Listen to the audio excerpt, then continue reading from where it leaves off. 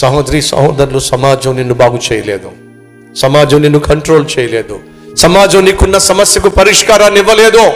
నీ బంధువులు కావచ్చు, నీ చుట్టాలు కావచ్చు, నీ స్నేహితులు కావచ్చు, నీకున్న త్రాగుడు నుంచి నిన్ను విడిపించగలరా?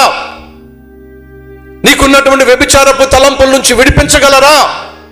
నీకున్నటువంటి అక్రమ సంబంధాల నుంచి నిన్ను విడిపించగలరా? నీకున్న అసూయ నుండి, నీకున్న కోపము నుండి, నీకున్న దురలవాటుల నుండి సమాజం విడిపించగలదా? విడిపించలేదు.